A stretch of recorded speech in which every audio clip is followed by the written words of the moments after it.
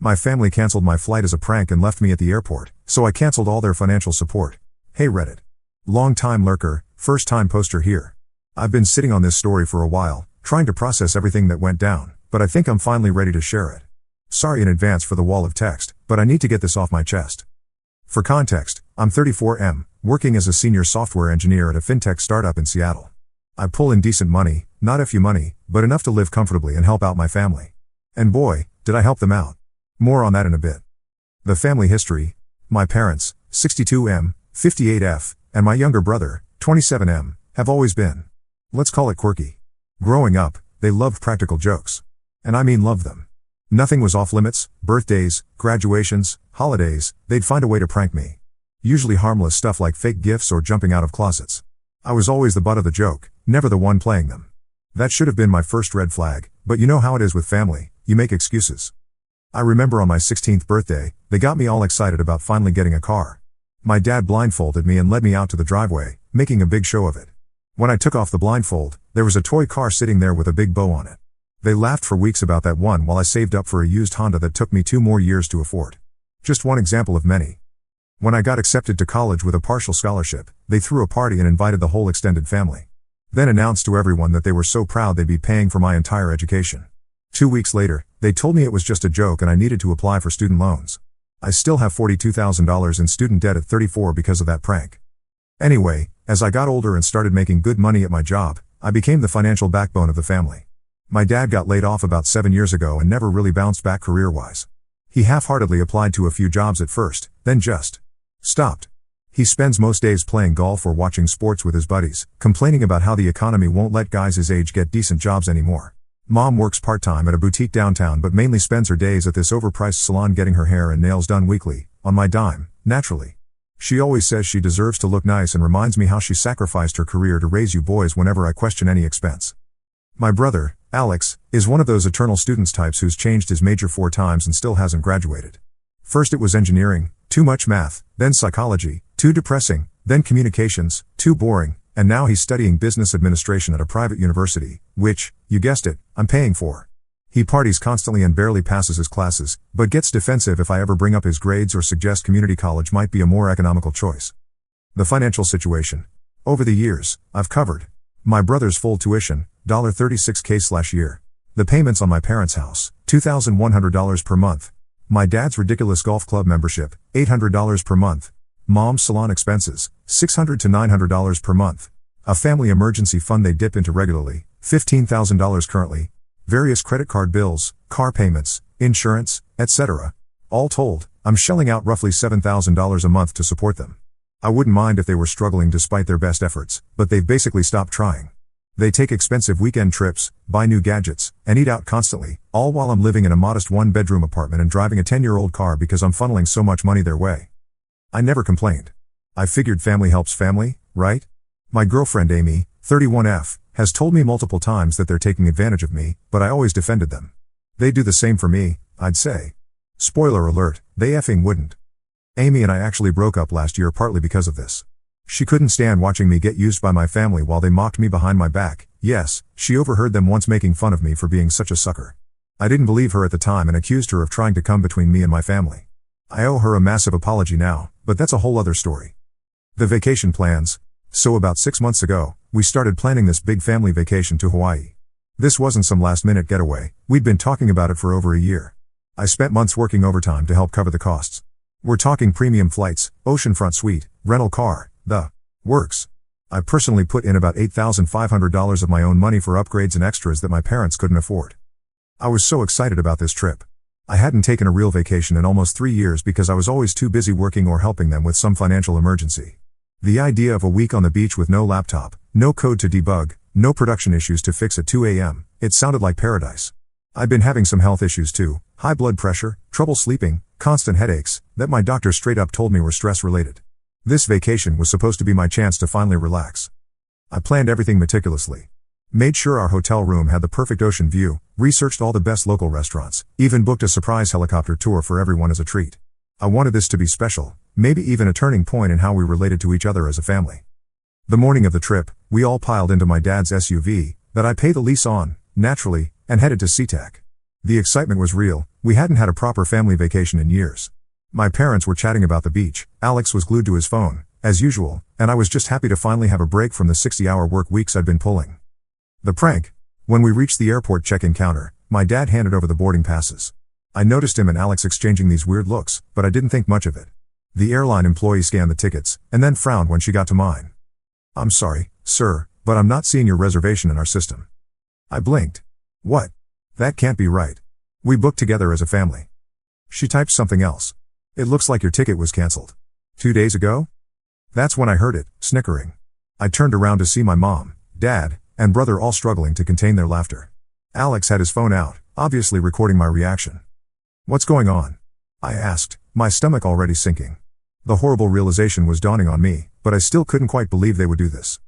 That's when my dad clapped me on the back, grinning like he'd just told the funniest joke ever. "Surprise, son. You're not coming." My phone buzzed. A text from my dad: "The plane's not for you. Go on a train, loser." I couldn't believe what I was hearing. "This is a joke, right? You guys didn't actually cancel my ticket?" "Oh, don't be so dramatic," my mom said, rolling her eyes. "We thought it'd be funny. You always take things too seriously." "But I paid for half of this trip," I said, my voice embarrassingly shaky. "I covered the hotel upgrades, the rental car." "You work all the time anyway," my dad shrugged, already turning away. "Thought you might enjoy a little staycation." Alex wouldn't even look at me, still focused on his phone. "Relax, it's just a prank. You'll survive." The airline employee looked uncomfortable, glancing between us with a pained expression. She'd obviously seen family drama before, but this was something else. A line was forming behind us, people checking their watches impatiently, and here I was, having my entire vacation yanked out from under me as a joke. "Sir, I'm sorry, but I need to help the next customer," she said quietly.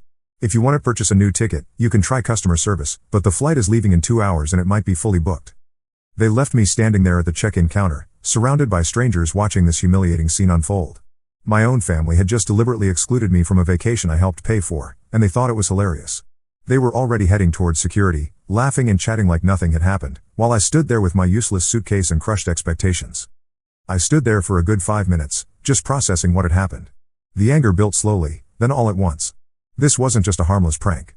This was a message: I wasn't family to them. I was an ATM with legs. The realization. I texted back a simple okay. And left the airport. They probably thought I was going to slink home and sulk, maybe binge some Netflix until they got back. But I had other plans. The drive home was a blur. I remember gripping the steering wheel so tightly my knuckles turned white, fighting back tears of humiliation and rage. Not just about the vacation, but about the years, of being used and mocked by the people who were supposed to love me most. The moment I got back to my apartment, where I live alone with my goldfish, Maurice, yes, I named him after the character from Beauty and the Beast, judge me, I sat down at my computer. I pulled up my banking app and just stared at it for a minute, looking at all the recurring payments. Monthly transfer to my parents' checking account, $3,400. Alex's tuition payment, due next week, $9,000. Dad's golf club membership, $800. Mom's salon fund, $750. Plus random Venmo requests they send practically weekly.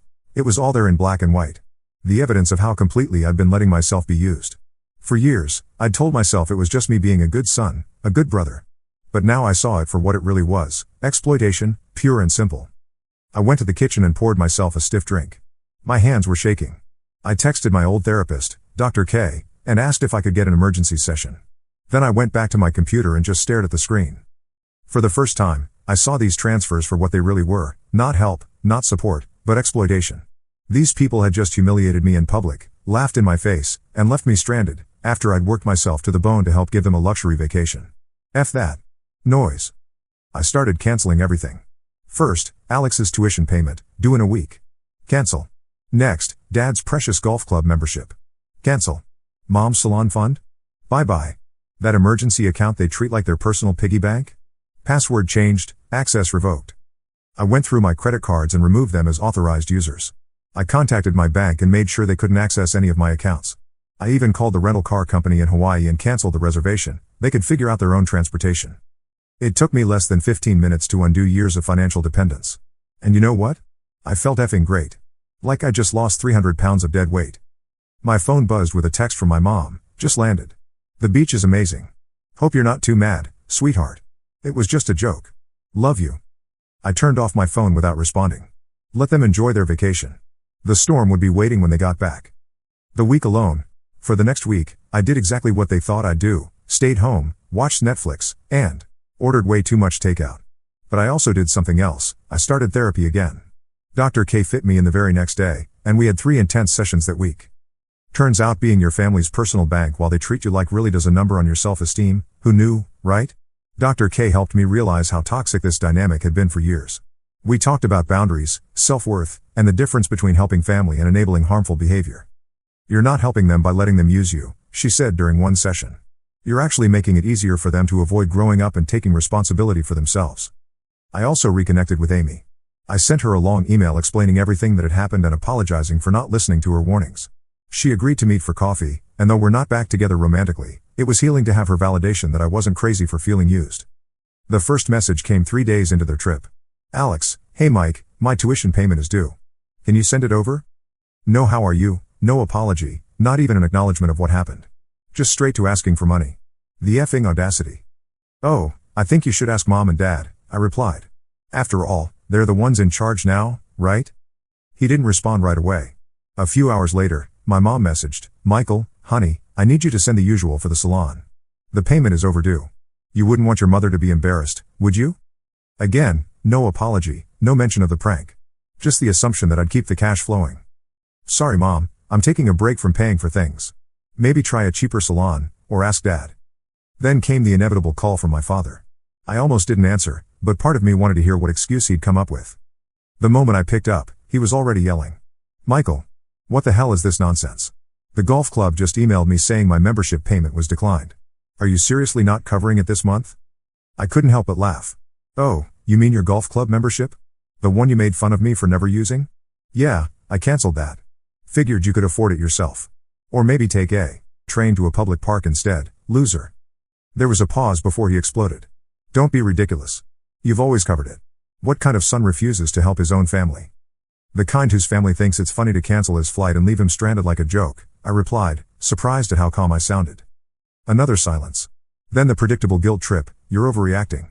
It was just a joke. Now stop this nonsense and send the money. Not happening, I said firmly. Maybe you should budget better, or cut back on those expensive vacations. I hung up before he could respond. For the first time in years, I felt something close to peace.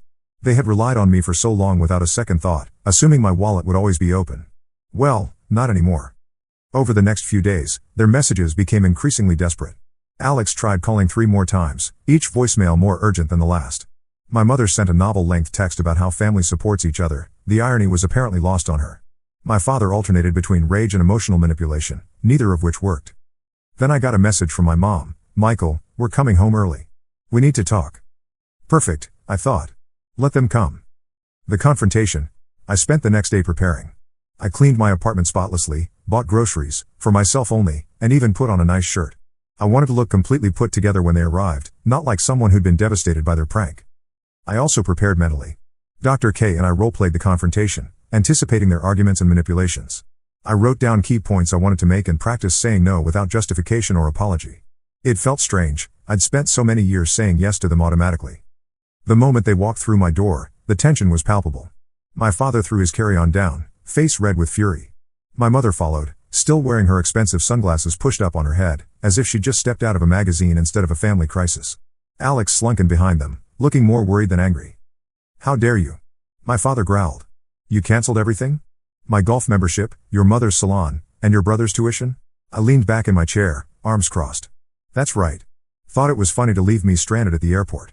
Well, I'm just returning the favor. My mother's mouth opened and closed, but no words came out. Alex wasn't as restrained. Mike, come on, he pleaded, the cockiness from the airport completely gone. My tuition is due. I'll get kicked out of school. I laughed, not a happy laugh, but a cold one. Not my problem. Maybe mom and dad should have thought of that before playing their little prank.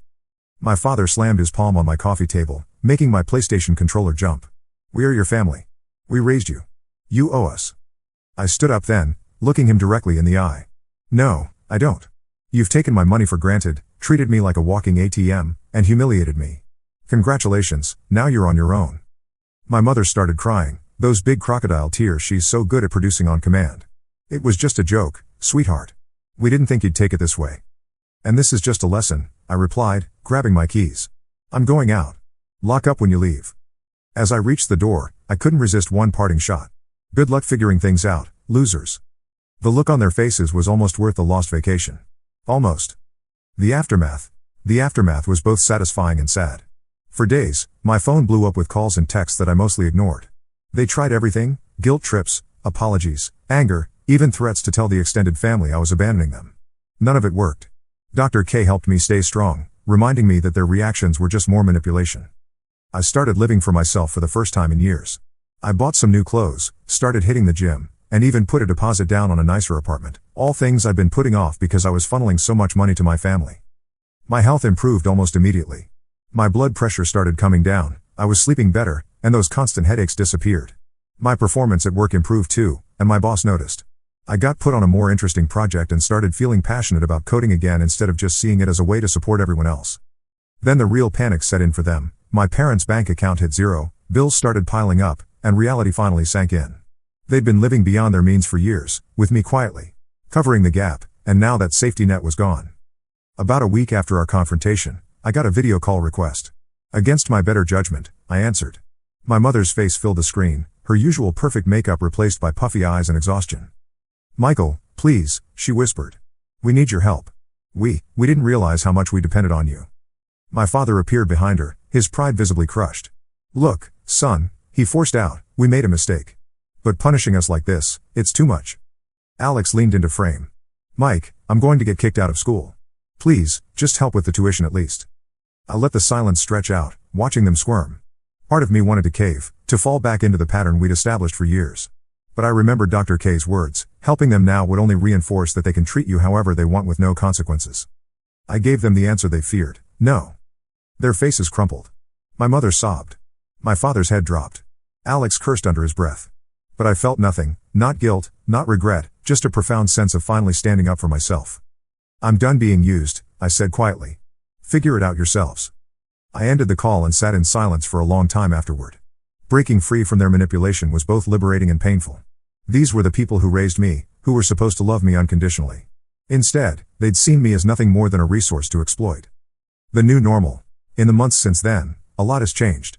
My parents had to downsize to a much smaller house in a less prestigious neighborhood. Dad actually got a job at a sporting goods store, imagine that, working for a living. Mom switched to a budget salon and started picking up more shifts at the boutique. Alex transferred to community college and got a part-time job as a barista. The first few months were rough. They'd call me crying about how they couldn't pay bills or how embarrassed they were to lose their status symbols. The extended family got involved too, aunts and uncles calling to tell me I should forgive and forget because they're still your parents. I had to block a few numbers for a while. As for me, I got a promotion at work. Turns out when you're not constantly stressed about supporting 4 adults, your job performance improves. I joined a hiking group and started making new friends who didn't know me as the family ATM. I even adopted a second goldfish to keep Maurice company. I named her Lumiere, continuing the Beauty and the Beast theme. I also met someone new, Ellie.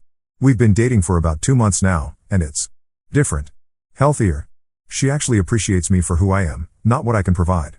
The first time she insisted on splitting the check on a date, I almost cried. It seems so simple, but after years of one-way financial relationships, it felt revolutionary. And I've kept up with therapy, working through the complex emotions of setting boundaries with toxic family members. Dr. K says I've made incredible progress, but there's still work to do, especially around my tendency to people please and my fear of confrontation. My parents and brother have made some tentative attempts at reconciliation. Small texts here and there, awkward phone calls on holidays. I'm civil but distant. Dr. K says that's healthy. I don't need to cut them off completely if I don't want to, but I also don't need to jump back into financially supporting them. The last time my dad called, he actually asked how I was doing before mentioning money, progress, I guess. My mom sent a birthday card that didn't include a Venmo request. Baby steps. Alex is actually doing better in community college than he ever did at the private university. Turns out having to work for something gives you motivation to succeed. Will I ever trust them completely again? Probably not. But I've learned something valuable through all this. Real family doesn't treat you like an ATM, and real love doesn't come with humiliation. Sometimes the healthiest thing you can do is step back and say enough. Oh, and I finally took that Hawaii vacation, solo. Turns out watching the sunset over the ocean is much more enjoyable when you're not surrounded by people calculating how much they can squeeze out of you. I even did that helicopter tour I'd originally booked for the family. The pilot asked if I was sad to be seeing the islands alone, and I just smiled. Not at all, I told him. For the first time in years, I'm exactly where I want to be. The lesson? Looking back now, I realized that what happened at the airport was actually a gift in disguise. Without such a dramatic wake-up call, I might have continued supporting them indefinitely, growing more resentful but never finding the courage to break free. That prank showed me exactly how they saw me, not as a son or brother, but as a resource to exploit and mock. Some days are still hard. I see happy families in restaurants or parks and feel a pang of what might have been. But then I remember that what I was living wasn't a healthy family dynamic at all. It was financial abuse masked as family obligation. I'm rebuilding my savings now, planning for my own future instead of funding everyone else's present. I'm teaching a coding bootcamp on weekends to help others break into the field. I'm even thinking about buying a house next year, something that would have been impossible while supporting 4 adults. TLDR, my family canceled my flight as a prank and left me at the airport after I helped pay for our vacation. I responded by canceling all their financial support, tuition payments, bills, golf memberships, salon funds, everything. They came crawling back when they realized they couldn't survive without my money, but I stood my ground. Now they're learning to support themselves, and I'm finally living for me. Edit, holy F, this blew up overnight. Thanks for all the awards and support. To answer some common questions. Yes, I really was paying that much for them every month. It started small, helping with a bill here, covering an emergency there, but snowballed over the years. No, I never signed any formal agreements for Alex's tuition or anything else. It was all voluntary, and stupid of me, I know. For those asking if I ever got my $8,500 back for the vacation expenses, nope. Consider it the price of finally seeing their true colors. A few people mention narcissistic family dynamics. You're not wrong. My therapist and I have discussed this extensively.